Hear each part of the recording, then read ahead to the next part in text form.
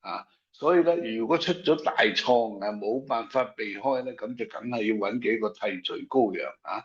呢個文化大革命嗰陣啊，就話將個替罪羔羊變成阿江青啊，咩四人幫啊，你其實邊係單單係四人幫嘅責任啊，根本就係你共產黨嘅責任啊！搞壞晒成個中國係嘛？咁呢種咁嘅情況咧，係經常喺黨內出現嘅，一層一層咁將個責任向下推啊。越係高層咧，你越唔需要負責任啊。咁所以會造成一個官逼官反嘅情況啊。啲下邊啲官員嘅條氣好唔順啊，但係冇辦法啦。喺淫威之下，佢哋只可以屈服啊。佢哋認為係咁啊，其實唔一定嘅嚇。如果你啲低級嘅官員啊，大家聯手啊，求同存異，聯手反抗，好可能咧係會另有一番天地嘅嚇。咁但係我係唔主張用暴力㗎，要用你嘅聰明才智去反抗啊。咁樣對你家人、對成個國家啊、對全國人民都會有好處嘅。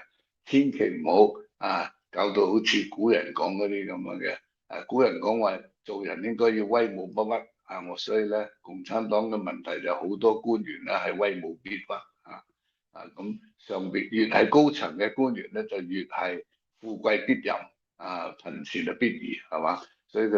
所以咧我要講嘅總言之，而家中國大陸嘅情況咧係官逼民反，加上官逼官反啊。咁咧，所以出現呢啲咁嘅事，將習近平嘅語錄剷除咧，對我嚟講一啲都唔奇怪嘅。呢個係一個開端啊！好多人咧唔肯接受呢個習近平已經大勢已去啦唔肯承認咧其實咧而家中共抬頭嘅係張有俠同埋政治老人溫家寶、胡錦濤呢啲人啊。但係咧，我成日都提醒大家。我其實咧唔係好重視呢啲咁嘅事嘅，即係共產黨啲內鬥啊，鬥嚟鬥去啊，贏嗰個仍然係共產黨。咁咧對於中國人嚟講啊，冇乜好處啊。即係我哋當然啦，要知道佢哋咁嘅內鬥啊。其實內鬥嘅最好嘅地方係乜嘢啊？唔係話將來會有一個比習近平更好嘅領導人，呢個絕對唔係重要嘅，因為佢哋係天下烏鴉一樣黑黑幫內鬥啊。一個新嘅幫主唔一定比舊嘅幫主好甚至會仲衰添你所以大家就要清醒，唔好去寄望於呢個新嘅幫主但係咧，好處係咩咧？共產黨因為佢係好邪惡嘅一個組織係嘛，所以佢如果高層內鬥咧，就會加速佢嘅滅亡。呢個先係最好嘅地方呢個先係我哋值得高興嘅。共產黨內鬥越激烈，咁我哋就越接近真正解放嘅一日。中國人共產黨冇解放到中國人中國人其實係俾共產黨統治之後咧，更加禁錮更加被禁錮，失去人身自由，失去言論自由，失去新聞自由、集會自由，一切嘅基本人權全部失去咁所以咧真正嘅解放咧係當共產黨垮台，冇咗共產黨啦，咁咧就係真正嘅解放。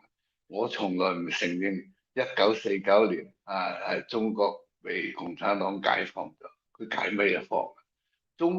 中華民國嘅時候呢個中國人享受嘅自由遠遠高於中華人民共和國嘅時代咁你解咩放啫？解放係將被禁錮嘅人解放出嚟，但係而家啱啱相反係共產黨大唱解放嘅共產黨，大叫咩解放軍嘅共產黨就將原本相對自由嘅中國人禁錮起嚟。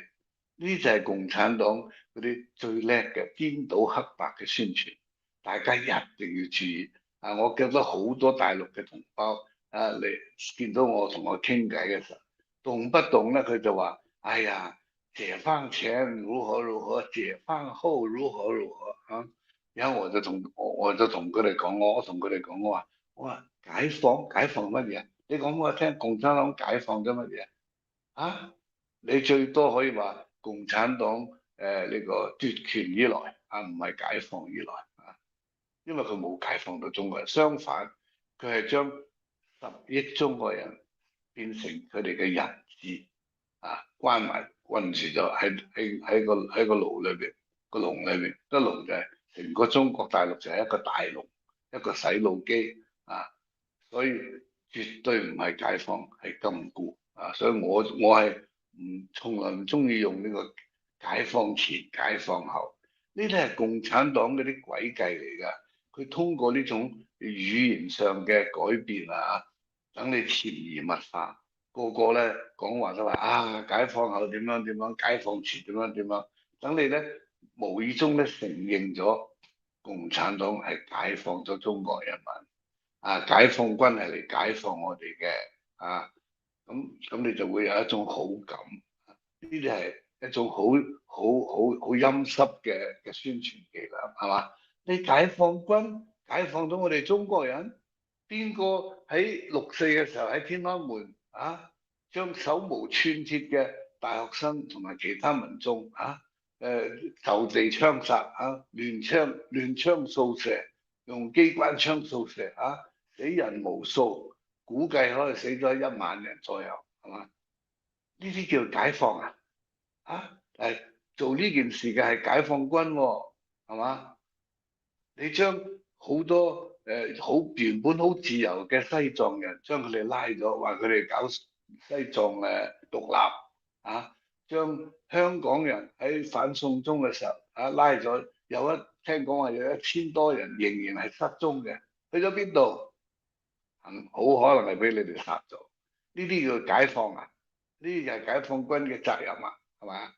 啊，法輪功一樣啊，人哋法輪功去收真善忍幾好啊？如果中國人個個都越嚟越係又真又善又忍，哇！咁中國真係會再嚟一次太平盛世啊！但係你又將人哋拉咗，無數嘅法輪功去拉咗去監禁、毒打。強迫人哋簽咩悔過書啊，甚至咧將人哋活生生咁劏咗去攞佢哋嗰啲器官啊，呢啲叫做解放啊！參與呢個活摘器官嘅有解放軍喺裏邊為咗對嗰啲所謂高級嘅病人服務啊，有啲病人可能咧佢所在嘅地方冇一個啱啱匹配佢嘅心臟個心臟佢人喺廣州嚟，匹配佢嘅心臟喺呢個北京嚟咁未冇問題。中國人民解放軍空軍參與呢個活摘器官嘅，佢哋有辦法用飛機飛速咁運去廣州